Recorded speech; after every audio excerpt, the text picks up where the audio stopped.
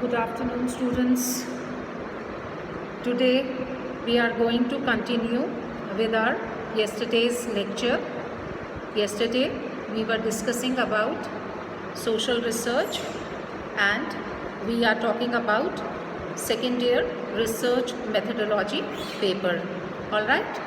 So, dear students, yesterday we had talked about research and social research.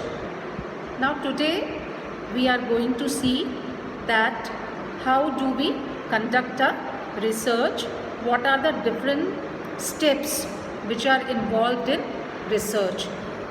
So the very first step, students, is that we have to have a problem, okay, some social problem or some phenomenon on which we are going to work upon. All right, so selection of a problem, this is the first point, that first of all we have to decide that we are going to work on this particular topic.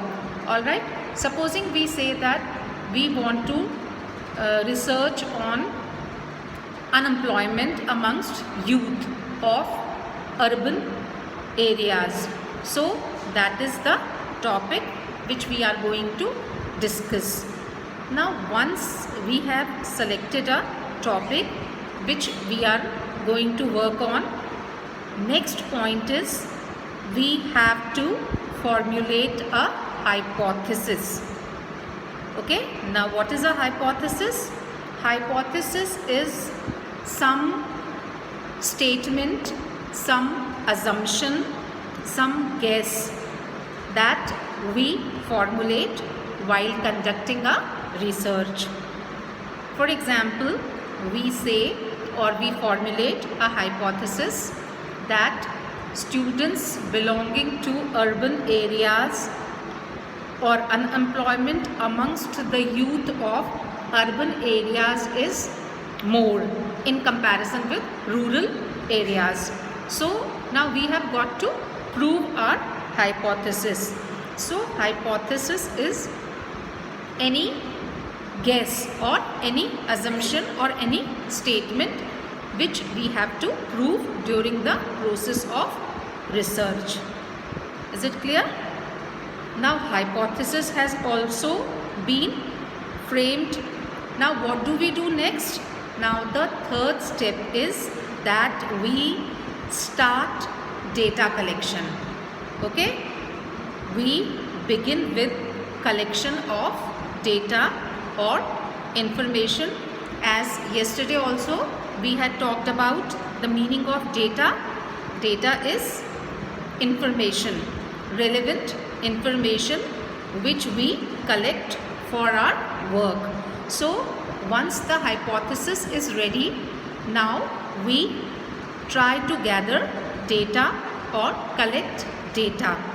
Now data we can collect through different methods. We can collect data through questionnaire, through observation, through interview, through schedule, etc. All right, that we are not going to discuss right now. So we can collect data through these methods. Now after the data have been collected, the next step is analysis of data. Analysis of data means whatever data we have collected, now we are going to analyze them. Now analyze them means we can even talk about classification and tabulation here. That same kind of data, how do we analyze? Same kind of data we put into one category and other kind of data we put in another category.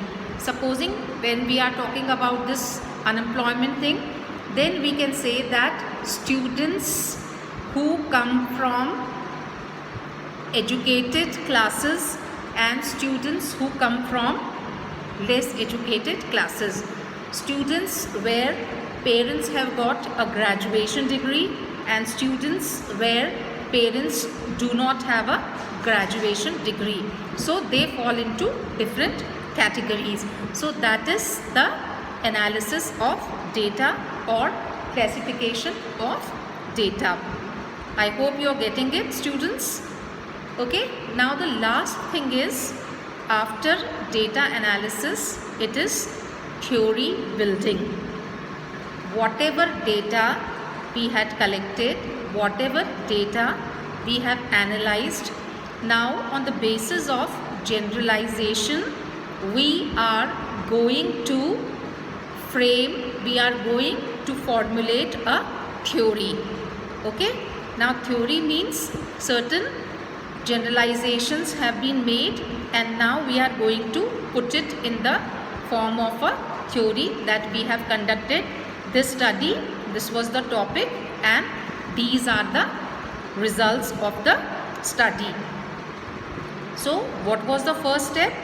First step was, yes, selection of problem, number 1. Then number 2 is formulation of a hypothesis. Number 3, collection of data. Number 4, analysis of data. And number 5, theory building. So these are the major steps that are part of it, and on the basis of these steps we can take any problem, any phenomenon, any concept, and we can go about. I hope this is clear to my students. Okay, thank you.